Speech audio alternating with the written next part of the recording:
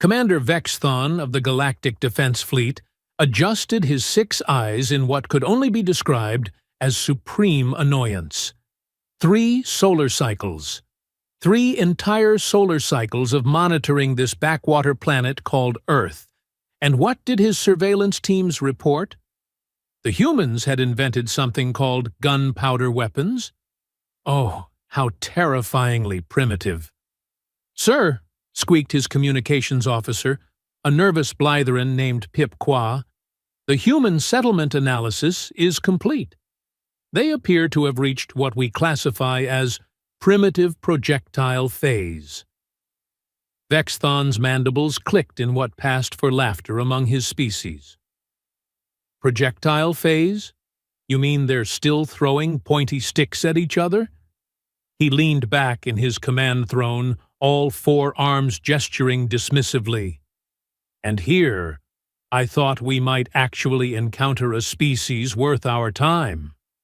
The bridge of the stellar dominance hummed, with the quiet confidence of beings who had mastered faster-than-light travel, while these Earthlings were apparently still figuring out which end of a spear was dangerous. The ship itself was a marvel of Thraxian engineering, capable of reducing entire planets to cosmic dust with a single thought from its AI systems. "Actually, sir," Pip Qua continued, his voice trembling slightly, "they've moved beyond spears. Intelligence reports indicate they've developed something called firearms, chemical propulsion systems that launch metallic projectiles at high velocity." "Firearms!" Vexthon's laughter now echoed through the bridge, causing several junior officers to join in. "Oh, that's rich. They've managed to make their pointy sticks go bang instead of whoosh." He wiped a tear from one of his middle eyes. "What's next? Are they going to discover fire? The wheel, perhaps." Lieutenant Kexmora, his tactical officer, pulled up holographic displays showing various human conflicts. The images flickered between scenes of musket-wielding soldiers, primitive cannons, and what appeared to be very early rifle formations. "Sir, based on our historical comparative analysis, these humans are approximately 4,000 years behind our current military capabilities. Their most advanced weapons require manual reloading, have limited range, and appear to malfunction regularly." Kexmora's voice carried the professional disdain of someone who had witnessed the obliteration of 17 different civilizations. "Honestly, sir, a single Thraxian shock trooper could probably conquer their largest continent armed with nothing more than a standard plasma torch." The bridge crew erupted in appreciative chittering.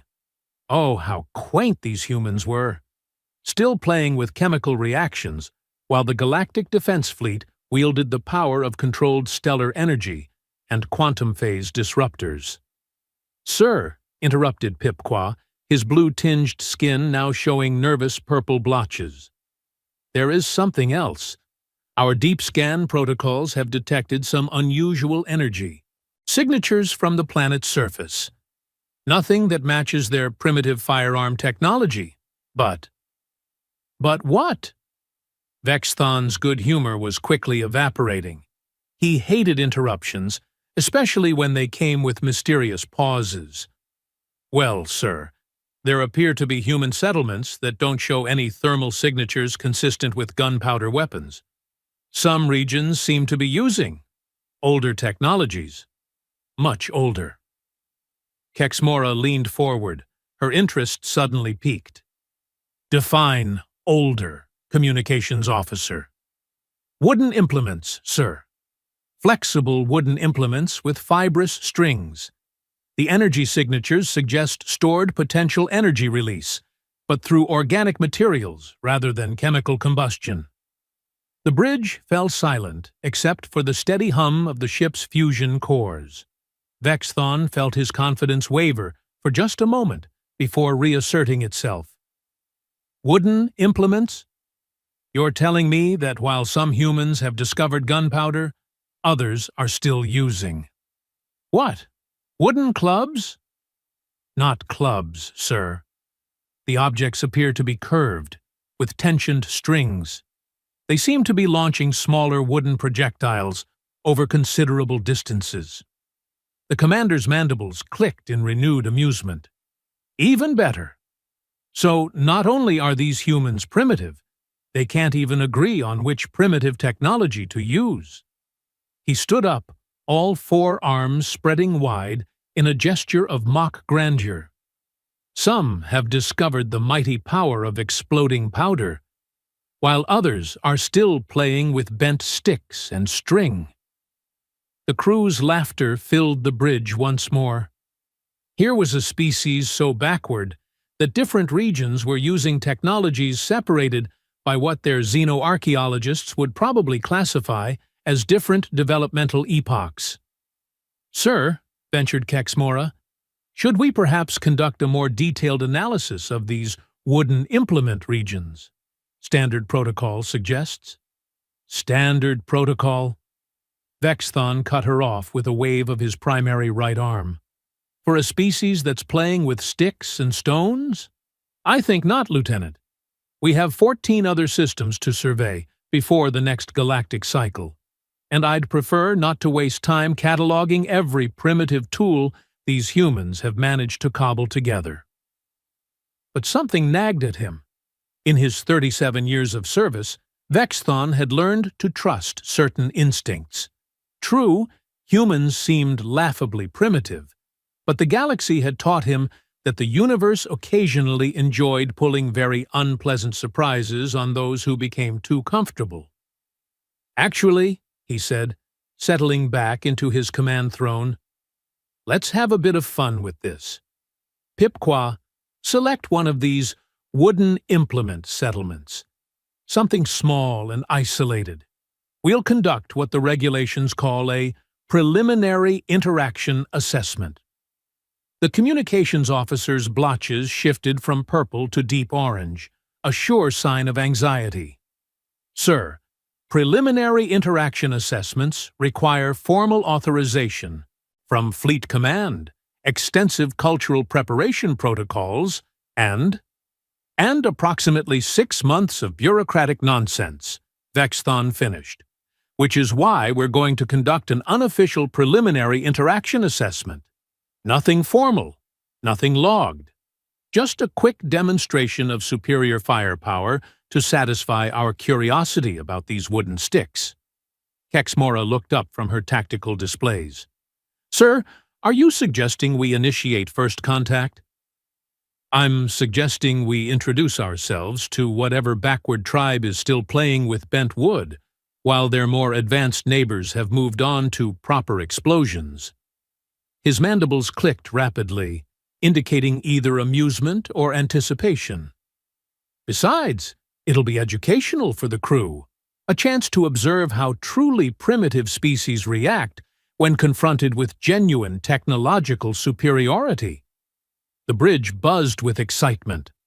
Most of the crew had joined the Galactic Defense Fleet hoping for adventure, but their duties typically involved intimidating already spacefaring civilizations or conducting routine patrols. The opportunity to witness first contact with a pre-industrial species was the kind of experience that made for excellent stories during leave rotations. "Helm, take us into the outer atmosphere," Vexthon commanded. "Tactical, I want full scans of the surface populations. Find me a nice, isolated settlement of these stick and string enthusiasts. Something with maybe a few hundred individuals, close to water, probably agricultural based on the energy patterns." "Aye, sir," came the responses from across the bridge.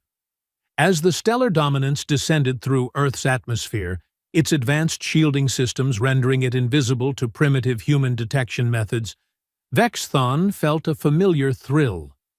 There was something uniquely satisfying about being the most technologically advanced being in a several light-year radius. "Contact, sir," announced Kexmora. "Settlement approximately 200 kilometers from the largest landmass's eastern coast. Population roughly 400 individuals." Energy signatures consistent with pre-industrial agriculture, but with high concentrations of those wooden implement readings. Perfect. Vexthon rubbed his hands together, a gesture he'd picked up during previous interactions with humanoid species. Pipqua, prepare standard first contact translation protocols. I want to be able to communicate with these people, assuming they've developed language beyond grunting and pointing. Translation matrices ready, sir. Linguistic analysis suggests a complex verbal structure, surprisingly sophisticated for their technological level. Surprisingly sophisticated. Vexthon's good mood dimmed slightly. Define sophisticated. Well, sir, their language patterns suggest abstract reasoning, mathematical concepts, tactical terminology, and what appears to be highly developed strategic vocabulary. The commander felt that nagging sensation again. Strategic vocabulary? For a species that plays with wooden sticks? Yes, sir. Extensive terminology related to what our translation systems identify as battlefield tactics, coordinated movement patterns, and target acquisition methodologies. Kexmora looked up from her displays with a slight frown creasing her chitinous brow. Sir, the settlement's population distribution is unusual. Unusual how? The thermal signatures don't match typical agricultural settlements. Instead of being clustered around farming areas, the population is distributed in what appears to be defensive positions, elevated locations, sight lines to potential approach routes, coordinated patrol patterns. Vexthon felt his excitement begin to mix with the first whispers of unease. Are you telling me this primitive settlement is arranged like a military installation? Not like a military installation, sir. It appears to actually be a military installation that also happens to grow food. The bridge fell silent except for the persistent humming of ship systems. Through the main view screen, Earth's blue and green surface seemed suddenly less quaint and more mysterious. Sir, Pipqua's voice had dropped to almost a whisper. There's something else. The wooden implements? They're not just scattered randomly throughout the settlement.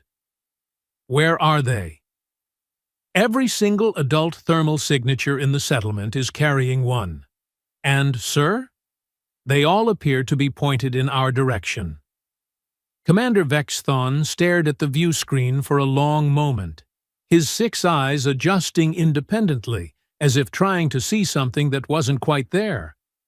That's impossible, he said finally. We're cloaked. There's no way a pre-industrial species could detect a ship using quantum phase stealth technology. Confirmed, sir. All stealth systems are functioning normally. According to our instruments, we're completely invisible to any detection method available to a civilization at their technological level. But even as Pipqua spoke those words, the tactical display showed something that made everyone on the bridge suddenly very quiet. The thermal signatures in the settlement below weren't just pointing weapons in their direction. They were tracking the ship's movement. Vexthon's mandibles clicked rapidly, but not from amusement this time. Helm, adjust course 30 degrees starboard. On the display, 400 human thermal signatures adjusted their aim 30 degrees starboard. Helm, full reverse. The thermal signatures tracked backward. Vertical climb, maximum angle. Every single human weapon signature tilted upward. Sir, Kexmora's voice was barely audible. I don't think those are sticks. Before Commander Vexthon could respond, something hit the Stellar Dominance's hull with enough force to shake a ship designed to withstand the gravitational stresses of star hopping. Then something else hit it. Then 20-something else's hit it simultaneously. And through the main view screen, Vexthon got his first clear look at what humans called wooden implements with fibrous strings. They were bows, Recurved, composite, engineered bows in the hands of people who had clearly spent their entire lives learning exactly how to use them. And the wooden projectiles weren't just sticks. They were arrows. Arrows with what appeared to be some kind of metallic tips that were somehow penetrating shields designed to repel plasma weaponry. "Shields down 15%, Kexmora shouted over the sound of impacts against the hull. How is that possible? But Vexthon was staring at the tactical display in growing horror, because now he could see what the settlement really was. Not a farming village with a few wooden weapons.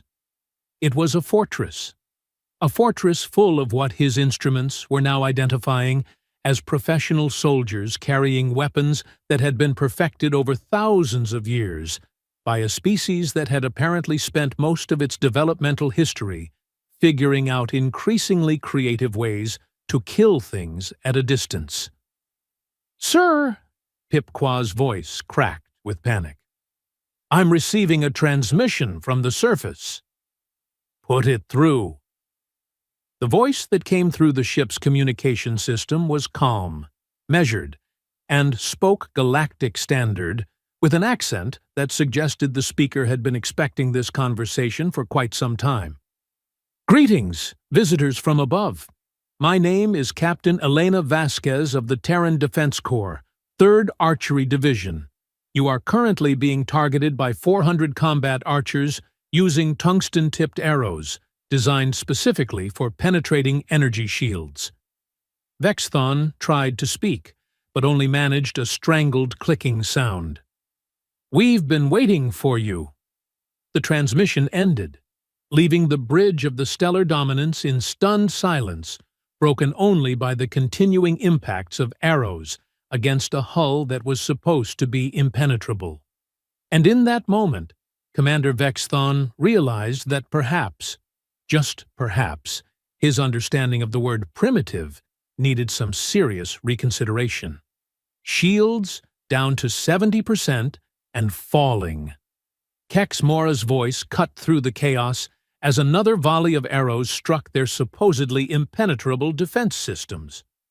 "Sir, these projectiles are somehow bypassing our quantum matrix." Commander Vexthon stared at his tactical display in disbelief. Each arrow impact showed as a tiny pinprick of energy, barely registering on their sensors. Yet somehow these pinpricks were systematically dismantling technology that had taken his civilization 3 millennia to perfect. "How?" he whispered, then louder. "How?" "Sir," Pipquas stammered, his communication array sparking with each new impact. "Incoming transmission from the surface. They're requesting permission to board." "Permission to what?" Vexthon's mandibles were clicking so rapidly they sounded like a malfunctioning data processor. "They want to board? With what? Wooden ladders?" The answer came in the form of 20 humans rising from concealed positions around the settlement. Not climbing, not using jetpacks or anti-gravity devices. Rising on what appeared to be fabric wings attached to wooden frames. "Hang gliders," Kexmora read from her rapidly updating database. "Primitive atmospheric flight devices using wind currents and basic aerodynamics." Primitive? Vexthon watched in fascination and growing terror as the humans soared upward with the practiced ease of beings who had turned atmospheric flight into an art form. Each glider pilot carried what looked like a smaller version of the ground-based bows, along with a quiver full of those impossible arrows. "Sir, they're gaining altitude faster than our combat algorithms predicted possible for unpowered flight." "Then use powered flight to get us out of here," Vexthon snapped. "Maximum altitude now." "Attempting compliance, sir, but—" The helmsman's voice trailed off as warning lights began flashing across his console. "Sir, the navigation system is malfunctioning. Something is interfering with our stellar positioning matrix." Through the view screen, Vexthon could see more humans emerging from what he had initially assumed was forest cover. Except it wasn't forest cover. It was camouflage. Elaborate, sophisticated camouflage that had completely fooled sensors designed to detect heat signatures through solid rock. And each newly revealed human was carrying a bow. "Sir!" Pipqua's communication station erupted in a shower of sparks. "They're jamming our communications. But sir, the jamming signal, it's not electronic." "What do you mean it's not electronic?" "It's acoustic, sir. They're using sound waves, coordinated sound waves generated by what appears to be musical instruments." On the screen, Vexthon could indeed see humans with various wind and percussion instruments arranged in precise formations. The music they were producing sounded almost ceremonial, but his ship's computer was frantically reporting communication failures across all standard frequencies. "They're using music to jam our communications?" Vexthon felt reality sliding away from him like sand through his claws. "That's impossible." "Sir!" Kexmora's voice was barely controlled panic now. "The humans in the air are preparing to land on our hull. And, sir, their arrows are attached to what looks like climbing rope." The first human landed on the stellar dominance with a soft thump that shouldn't have been audible through their advanced hull materials. But somehow it was. And then another thump. And another. "Hull breach in Section 7!" someone screamed from across the bridge. "Hull breach? From arrows?" "No, sir. From the humans. They're cutting through our hull with hand tools." On the tactical display, Vexthon watched in horrified fascination as tiny human figures moved across his ship's exterior with the casual confidence of beings who apparently considered assault-boarding alien spacecraft to be a routine Tuesday afternoon activity. "Hand tools?" he managed to croak. "Some kind of metallic blades, sir. They appear to be heating the metal using friction and leverage to cut through our quantum-bonded hull materials." "That's impossible. Our hull is designed to withstand direct hits from antimatter torpedoes." "Yes, sir, but apparently not designed to withstand humans with very sharp knives and an alarming amount of patience." The ship shuddered as more sections reported hull breaches. Vexthon's instruments showed that the humans had somehow mapped his ship's entire structural layout and were systematically targeting weak points with surgical precision. "Sir," Pipqua announced with the tone of someone whose worldview had completely collapsed, "the surface commander is requesting to speak with you again." "Put her through." Captain Elena Vasquez's voice filled the bridge, calm and professional despite the fact that her people were literally carving their way into an advanced alien spacecraft with what amounted to fancy kitchen cutlery. "Commander Vexthon of the Thraxian Defense Fleet, I presume?" "How do you know my name?" Vexthon whispered. "We've been monitoring your communications since you entered our solar system. Your translation protocols work both ways, you know. We've been listening to your crew discuss how primitive and backward we are for the last several hours." That's impossible. You don't have the technology to intercept quantum-encrypted communications using advanced translation matrices?" Captain Vasquez's voice carried a hint of amusement. "You're right, we don't. But we do have something your civilization apparently never developed, which is pattern recognition, patience, and about 6,000 years of experience in figuring out how to kill things that think they're better than us." Another section of hull gave way, and Vexthon could hear something that made his blood freeze in his veins. Human voices, speaking calmly, inside his ship. "Sir," Kexmora reported with the detached professionalism of someone in complete shock, "the humans have reached Deck 12 and are proceeding toward the bridge. They appear to be following our ship's schematic with perfect accuracy. How do they have our schematics? Unknown, sir, but they're moving through our corridors like they've been here before. Captain Vasquez's voice returned, now with an edge that suggested she was getting tired of explaining obvious things to slow students. Commander, your ship's design is actually quite similar to vessels we've encountered before. Different technology, same basic principles. The Zelthari used quantum phase stealth as well. The Zelthari? Vexthon felt his heart skip several beats. You've encountered the Zelthari? Encountered them, fought them, defeated them, sent them home with a message for anyone else who might be thinking about visiting Earth without proper diplomatic protocols. But the Zelthari are a Class 7 civilization. They have weaponry that can crack moons. Yes, they mentioned that, right before we introduced them to our orbital defense network. Orbital defense network? Our scans showed no artificial satellites. That's because you were looking for satellites. We prefer a more organic approach to orbital defense. Through the main view screen, Vexthon suddenly noticed something that his instruments had somehow missed during their initial survey. High in the atmosphere, barely visible against the blue sky, were what looked like birds. Except birds didn't fly in perfect formation. And birds definitely didn't carry small objects that his computer was now identifying as aerodynamically optimized projectiles. Are those trained birds? Peregrine falcons, actually. Fastest birds on the planet. We've been working with them for about 3,000 years. They're quite good at dropping things onto targets from high altitude.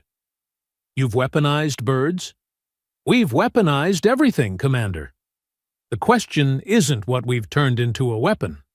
The question is what we haven't. The bridge doors opened with a soft hiss, and 3 humans walked in as calmly as if they were arriving for a scheduled meeting. They wore simple leather and cloth garments, carried those impossible bows, and moved with the fluid grace of apex predators who had never encountered anything they couldn't handle. The leader, presumably Captain Vasquez, was a woman with graying hair and scars that suggested a lifetime of combat experience. She looked around the bridge with professional interest, nodded approvingly at the design, and then focused her attention on Vexthon, with eyes that seemed to catalog every weakness he possessed. "Impressive ship," she said conversationally. "The artificial gravity is particularly well engineered. Much better than the Craxton vessels we dealt with last year." The Craxton? Vexthon's voice was barely a whisper now. "You've fought the Craxton?" "Fought them, captured 12 of their ships, reverse-engineered their technology, and sent them a very polite thank-you note, along with a detailed explanation of why they should probably find a different planet to invade." She walked over to his command console and examined it with the casual interest of someone window shopping. "You know, Commander, your civilization makes the same mistake they all do. You assume that technological advancement follows a single path. Bigger guns, faster ships, more destructive weapons." "That's how progress works," Vexthon managed. "For some species, perhaps. Humans took a different approach. We perfected the art of making simple things extraordinarily effective. These bows, for instance." She gestured to the weapon slung across her shoulder. "The basic design is over 40,000 years old, but we've spent all that time learning exactly how to use them." One of her companions, a younger man with calloused hands and scars along his arms, stepped forward. "Captain, the ship's weapon systems are more advanced than the Zelthari configuration. Should we disable them?" "Please," Captain Vasquez nodded. "Use the standard approach." The man pulled an arrow from his quiver, examined the tip with professional interest, and then inserted it into what Vexthon recognized as his ship's main weapon control matrix. There was a small spark, a puff of smoke, and every weapon system on the stellar dominance went offline. How? Vexthon stared at the smoking console. How did an arrow disable a quantum phase disruptor array? Same way we disabled your shields, your communications, and your navigation systems, the young man replied cheerfully. We spent a lot of time studying how your technology works.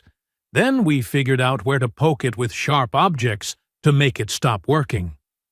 Captain Vasquez settled into what appeared to be a spare chair, looking perfectly comfortable on an alien bridge surrounded by beings who could, theoretically, tear her apart with their bare hands. The thing is, Commander, every advanced civilization makes the same assumption. They think that because they can destroy planets, they're automatically superior to anyone who can't. But destructive power isn't the same as combat effectiveness. We could have destroyed your entire planet. Could you? She tilted her head thoughtfully. Your ship carries enough firepower to crack a continent, certainly. But could you have actually used it? Of course we could have. Against a species that had already infiltrated your ship, disabled your weapons, and taken your command crew hostage? She smiled, and Vexthon realized that everything that had happened had been carefully orchestrated. Commander, you've been our prisoners since the moment you entered our atmosphere. We just let you figure that out gradually to avoid unnecessary panic. That's impossible. We're a superior civilization. Superior at building big, complicated things, certainly. But we're superior at figuring out how to break big, complicated things using small, simple things. And more importantly, we're superior at working together. She gestured toward the main view screen, where Vexthon could now see the true scope of what they had encountered. What he had initially taken for a single settlement was actually part of a vast network of interconnected defensive positions stretching across multiple continents. Thousands of humans, all armed with those deceptively simple bows, all coordinated by a communication system that used everything from music to trained birds to relay information. How many of you are there? He whispered. On this planet? About 8 billion. In this particular defensive network? About 2 million. All of them trained from childhood in the use of weapons that your civilization never bothered to study, because you assumed they were primitive. 8 billion soldiers? Oh no, Commander. 8 billion humans. We don't really distinguish between soldiers and civilians the way most species do. When someone threatens our planet, we're all soldiers. Vexthon looked around his bridge, where his crew sat in stunned silence, and realized that everything he thought he knew about military superiority had just been turned upside down by a species that had somehow turned wooden sticks and string into weapons capable of defeating technology that could reshape stars. What happens now? He asked quietly. Captain Vasquez stood up, slinging her bow across her shoulder with practiced ease. Now, Commander, you get to make a choice. You can return to your fleet and report that Earth is inhabited by a primitive species armed with wooden weapons. Or you can return to your fleet and report that Earth is defended by 8 billion humans who have spent their entire evolutionary history perfecting the art of warfare, and who consider your advanced technology to be an interesting but ultimately irrelevant curiosity. And if we choose the first option, then the next fleet that arrives here will encounter the same surprise you did, except they'll be facing humans who have had time to reverse engineer your technology and figure out new ways to integrate it with weapons that actually work. And the second option? We send you home with a message for your leaders, along with detailed schematics for our orbital defense network examples of our weapons technology, and a standing invitation for proper diplomatic relations between our species. Vexthon considered his options. He could return to the Galactic Defense Fleet and admit that he had been comprehensively outmaneuvered by beings using weapons that predated spaceflight. Or he could return with information about a species that had somehow managed to defeat every advanced civilization that had ever threatened them, using nothing more than ingenuity, coordination, and an apparently unlimited capacity for turning anything into a weapon. "The message," he said finally. "What would it say?" Captain Vasquez smiled, and for the first time since this encounter began, it was a genuinely warm expression. "Welcome to Earth, Commander. Next time, try knocking first." 3 months later, Commander Vexthon stood before the Galactic Defense Council, delivering a report that would fundamentally change how advanced civilizations viewed the concept of primitive species. "In conclusion," he said, addressing an audience of the most militarily sophisticated beings in the galaxy, "I recommend that Earth be classified as a Class 12 defensive civilization, with a formal recommendation that no military action be taken against the planet under any circumstances." Class 12? The Council leader's translator couldn't quite convey the shock in her voice. "That's the same classification we use for species with stellar manipulation capabilities." "Yes, Counselor. Based on their demonstrated ability to defeat superior technology through tactical innovation, strategic coordination, and weapons optimization, I believe the classification is appropriate." "But they're using bows and arrows." Vexthon looked at the assembled representatives of 17 different advanced civilizations, beings who controlled fleets capable of reshaping galaxies, and smiled. "Respectfully, Counselor, I think that's exactly the point." And somewhere on a small blue planet in an unremarkable solar system, Captain Elena Vasquez was teaching a new class of recruits the ancient art of making simple things extraordinarily effective, while overhead, trained falcons circled in perfect formation, ready to deliver their payloads to anyone who might mistake simplicity for weakness.